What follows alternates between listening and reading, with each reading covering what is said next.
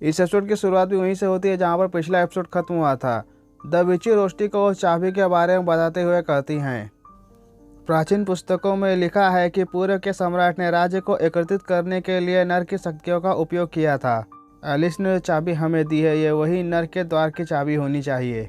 उस चाबी के बारे में जानने के बाद रोस्टी कहती है, यह हमारे लिए कोई इतनी बड़ी परेशानी नहीं है, पर पता नहीं क्यों मुझे ऐसा लग रहा है कि हम फिजूल की परेशानियों में पड़ रहे हैं।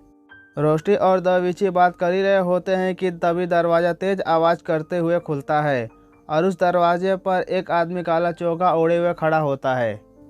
उस आदमी की इतनी डरावनी एंट्री को देखकर रोस्टी और द विची की फट जाती। तभी वो आदमी अपने सर से कपड़ा हटाते हुए द विची से कहता है, मुझे पता था। तो मिस विची, मैंने जो पिछली बार तुम्हें चाबी दी थी उसके बारे में तुम्हें कुछ पता चला? अपने डर से भरे हुए चेहरे को ठीक करते हुए रोस्टी मॉलिन से कहती है, इस तरह आकर हमें डराओ मत। मॉलिन की बातों को सुनने के बाद द विची मॉलिन से कहती है, ये चाबी एकमात्र ऐसी चीज़ है जो इस दुनिया और नर के दरवाजे को खोल सकती है। अगर ये चाबी किसी गलत हाथों में पड़ गई तो परिणाम बहुत विनाशकारी होगा। इस चाबी की वजह से पूरा देश अराजकता में घिर जाएगा। द विची के बातों को सुनने के बाद मॉलिन कहता है, इस चाबी के इतने रहस्यों को जानने के बाद भी यह कोई खजाना नहीं है, यह कितनी अफसोस की बात है। तभी द विची मॉलिन से कहती हैं, अब यह मामला किसी भी एडवेंचर के औकात से बाहर है। मैं तुम्हें यही सलाह दूंगी कि तुम इस मामले से दूर रहो और इस मामले को रॉयल फैमिली और होली सी पर छोड़ दो। मॉलिन द विची से कहता है, यह चाबी किसी दूसरे के हाथों में नहीं पड़ना चाहिए। मैं तुमसे कुछ भी छुपाने की कोशिश नहीं कर रहा हूँ, लेकिन एलिस को फॉरन किंग के लोगों ने पकड़ लिया है और उसे बचाने के लिए मुझे इस चाबी की ज़रूरत है। इसीलिए बातचीत करने में समय बर्बाद मत करो और उस चाबी को तुरंत मुझे दे दो। मॉलिन की बातों को सुनने के बाद द विची को बहुत बड़ा झटका लगता है। फिर द विची कुछ सोचते हुए मॉलिन से कहती हैं, ये कैसे हो सकता है? अगर मैं तुम्हें वो चाबी दे देती हूँ तो क्या होगा? फिर द विची अपनी बात को आगे बढ़ाते हुए कहती है, मैंने गिल्ड से सुना है कि रेडवुड नाइट्स एक चाल चलने की योजना बना रहे हैं। मुझे भरोसा है कि एलिस को जल्दी बचा लिया जाएगा। द विची की बातों को सुनने के बाद मॉलिन थोड़ा गंभीर होते हुए कहता है, मुझे पूरा विश्वास है कि उन लोगों को एलिस के न तो जिंदा रहने या फिर मरने से कोई फ़र्क पड़ता है, और सच कहूँ तो मुझे भी उन लोगों से ज़्यादा कोई फ़र्क नहीं पड़ता है। मैं तो बस अपना काम करना चाहता हूँ और इसके अलावा मुझे ये भी पता नहीं है कि रेडवुड नाइट्स कितने ताकतवर हैं। मॉलिन की पूरी बातों को सुनने के बाद द विची कहती हैं, तो ठीक है, बस तुम दोनों वहाँ से सुरक्षित वापस आ जाओ। फिर मन ही मन सोचती हैं, ऐसा लगता है कि मॉलिन का एलिस के लिए सच्चा प्यार दिखना शुरू हो गया है।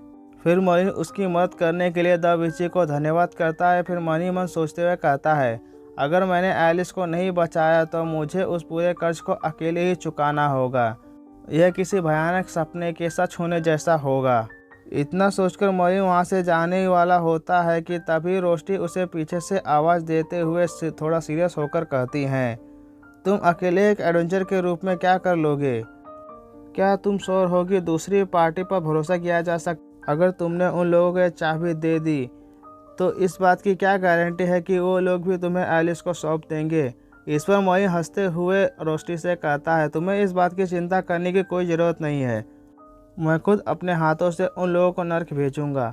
मॉलिन की बातों को सुनने के बाद द विची मॉलिन से कहती है, सर मॉलिन, मैं आपको नहीं रोकूंगी, लेकिन मुझे आपको चेतावनी देनी होगी। कृपया वहाँ पर एक रोमांटिक हीरो के रूप में मत जाना। इस पर मॉलिन मुस्कुराते हुए द विची से कहता है, मैं कोई हीरो नहीं हूँ और रोमांस मेरे लिए उपयुक्त नहीं है। मुझे बस एलिस को बचाना है और उसे घर का काम करने के लिए वापस लाना है। अगले हफ्ते से घर का काम करने की उसकी बारी है। मैं उसके इस तरह से काम छोड़ने से सहमत नहीं हूँ। वहीं दूसरी तरफ उसी समय मैजेस्टी के कैद खाने में एल्फ एलिस से कहती है, मानव जाति के अंदर कई अलग अलग संस्कृतियाँ हैं। जब आप सभी एकजुट हो सकते हैं तो भी आप लोग आपस में ही क्यों लड़ते रहते हैं? मेरे देश में तो सभी लोग मिलकर रहते हैं। हमारा एकीकृत राज्य एक पार्लियामेंट्री सिस्टम का उपयोग करता है जिसमें प्रत्येक जातियों के नेता होते हैं। वे अपनी जातियों की समस्याओं को हल करने के लिए वोटिंग का उपयोग करते हैं, इसलिए वहाँ पर बड़ी समस्या नहीं देखी जाती। एल्फ की बातों से इम्प्रेस होते हुए एलिस कहती है, मैंने सुना है कि तुम्हारे देश में मनुष्यों के लिए घुसना भी कठिन है। ईश्वर एल्फ कहती है, हमारे इन्फर्ट राज की भूमि में घने जंगल हैं जो पहाड़ों और चौड़े समुद्रों को समेटे हुए हैं, जो इसे सभी जातियों के जीवन के लिए एक उपयुक्त आवास बनाते हैं। ऐसी बातें करते हुए एलिस और इनमेश दोस्त बन जाते हैं। यहाँ पर इनमेश उसी एल्फ का नाम होता है। इनमेश के मुंह से उसके देश के बारे में इतनी अच्छी अच्छी बातें सुनकर एलिस कहती है, तुम्हारा देश काफ़ी दिलचस्प है। अगर मुझे मौका मिला तो मैं ज़रूर तुम्हारे देश आऊँगी। एलिस की बातें सुनने के बाद इनमेश बहुत खुश हो जाती है और खुशी के मारे चहकते हुए कहती हैं, सच में तुम मेरे देश आओगी? अगर तुम मेरे देश आई तो मैं तुम्हें मेरे देश की सभी प्रसिद्ध जगहों घुमाऊंगी। हमारे देश में कई खूबसूरत जगह है। इतना कहते ही उसे याद आता है कि अभी वो अपने देश नहीं बल्कि काल कोठरी में बंद है। ये बात याद आते ही इनमेश निराशा भरी आवाज़ में एलिस से कहती है, ये बहुत अच्छा होता अगर हम यहाँ से निकल सकते। इनमेश को निराश होते हुए देख एलिस इनमेश को हौसला देते हुए कहती है, चिंता मत करो, मुझ पर भरोसा रखो, हम निश्चित रूप से यहाँ से बचकर निकल जाएंगे। एलिस की बात सुनने के बाद इनमेट का मूड फिर से ठीक हो जाता है। फिर एलिस अपनी बातों को आगे बढ़ाते हुए कहती है, चलो ठीक है, अब हम मेरे मैगमिंग के बारे में बात करते हैं। एलिस की बात सुनते ही इनमेट थोड़ी उत्साहित होते हुए कहती है, तो वह सच में क्यूट होगा। एलिस और इनमेट दोनों बात कर ही रहे होते हैं कि तभी काल कोठरी के दरवाजे खोलने की आवाज़ सुनाई देती है।